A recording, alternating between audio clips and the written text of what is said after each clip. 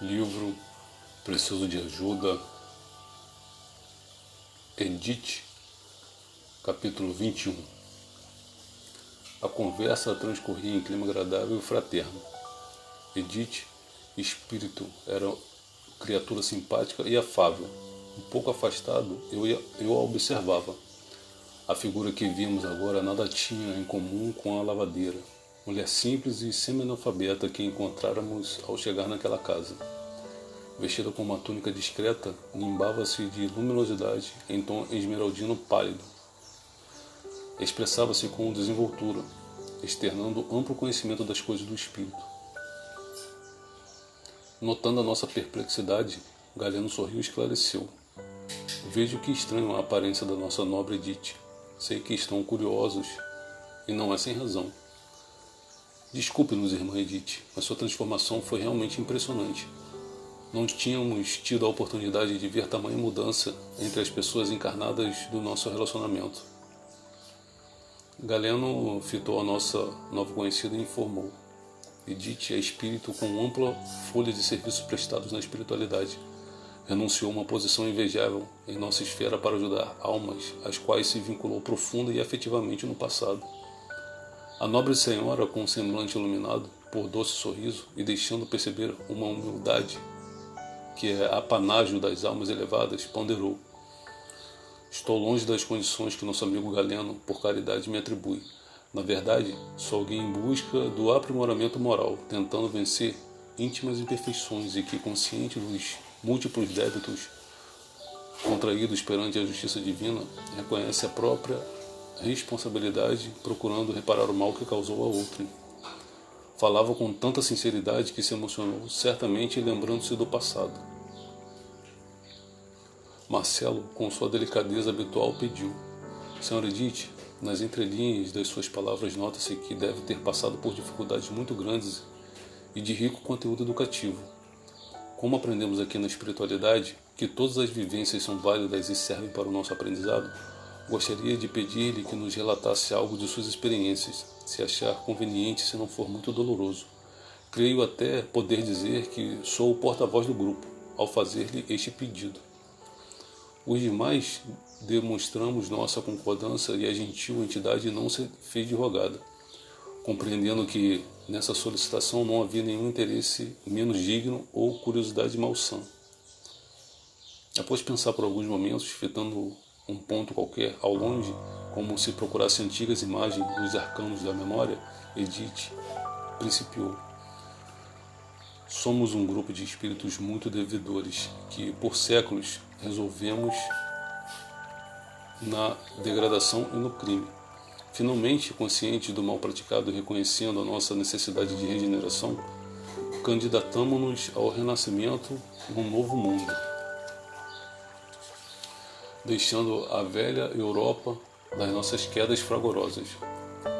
Reencarnamos em terras brasileiras no século passado, durante o reinado de Dom Pedro II, de uma abastada família de fazendeiros. Tínhamos muitos escravos, como era normal naquela época, em que o tráfico de escravos era uma realidade social. Meu marido, orgulhoso e prepotente, não tinha a menor contemplação com os pobres negros, e meus filhos cresceram imitando as atitudes paternas. Como mulher e mãe, procurava incliná-los à piedade e à compaixão cristãs.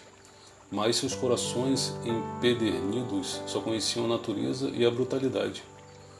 Fez uma pausa e prosseguiu. Vivia na fazenda uma família de escravos que, em virtude dos castigos e dos maus tratos, nos odiava. Essa família era composta pelo casal e seus 3 filhos, sendo 2 rapazes e o caçula, com apenas 3 anos de idade.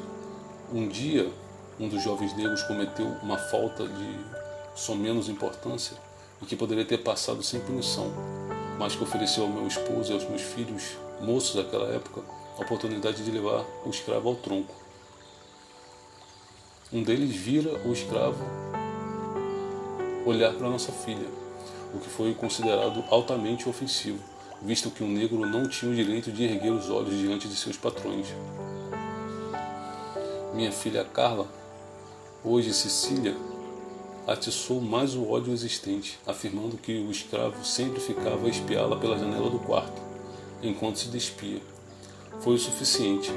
O escravo Jano foi amarrado ao tronco como um animal e punido com 40 açoites, como se recusasse a confessar o crime. O feitor continuou a escoteá-lo. Desesperados, o pai e o irmão mais velho da vítima suplicaram piedade, rogando pela vida de Jano, mas era tarde. Além de não conseguirem libertar da morte o ente querido, também receberam castigos. Meu marido mandou amarrá-los e levá-los para a senzala, onde ficaram presos, sem água e sem alimento, acabando por morrer à míngua, alguns dias depois, cheios de ódio e revolta. A mãe, enlouquecida de dor, foi vendida e separada do filho menor, que nunca mais viu. Fazendo uma nova pausa, Edith tomou fôlego e prosseguiu. Como devem imaginar, adquirimos inimigos ferrenhos nessa família.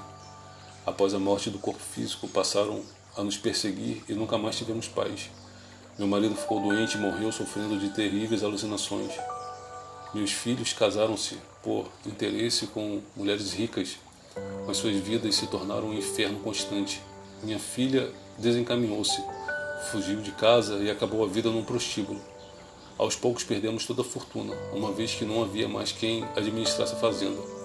Promulgada a abolição, nobre ato da nossa muito amada princesa Isabel, com o qual eu tanto havia sonhado por anos consecutivos, ficamos sozinhos e sem condições de pagar trabalhadores para cuidar da lavoura, da cana-de-açúcar e do engenho.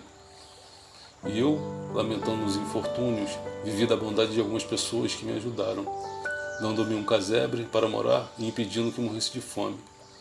Retornei para a pátria espiritual profundamente debilitada e amargando o fracasso das nossas existências. Mas a senhora não pactuou com as maldades de seus familiares. Exclamei, penalizado com sua história. Sim, é verdade que não pactuei com atos de meu marido e de meus filhos, mas nada fiz para os impedir. Estava convicta da indignidade que cometiam, pois era religiosa e considerava todas as criaturas como irmãos perante Deus. Contudo, acovardei-me e reagi fracamente. Somos responsáveis não apenas por nossos atos, mas também pelas consequências que advêm da nossa omissão. Se tivesse sido mais firme em minhas considerações, talvez fosse outro o desfecho desse drama. Edith fez nova pausa, suspirou fundo, discretamente enxugou uma lágrima e prosseguiu.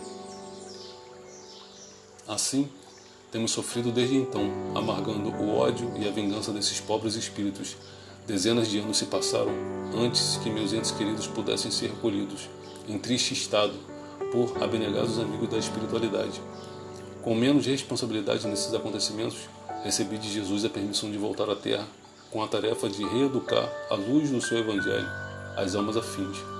Por isso renascemos sem facilidade, para aprendermos a valorizar as oportunidades da vida, lutando muito pela sobrevivência e, sobretudo, nos irmanando aos sofredores, pois só assim teremos condições de reconhecer em cada um deles um irmão digno de respeito e de consideração, tornando-nos solidários e fraternos para com todos os deserdados do mundo. E os escravos? Indagou Marcelo, interessado. Pela incapacidade de perdoar, sofreram por muito tempo. 2 irmãos permanecem vingativos e odientos, tudo fazendo para nos levar à nova derrocada moral. Os espíritos que acompanhavam Cecília? Perguntei. Exatamente, confirmou a nobre senhora. Um deles é Jano, que foi acusado de estar interessado em minha filha. Na verdade, eles já tiveram vínculos mais íntimos no passado, e ele a tem amado por longo tempo. Compreendem por que precisamos ajudar Cecília? Auxiliando-a, estaremos também socorrendo a pobres irmãos nossos que muito têm sofrido, ponderou Galeno. Agradeço tudo que puderam fazer por nós. Sei que Cecília é boa moça, mas se deixou envolver por um homem sem escrúpulos.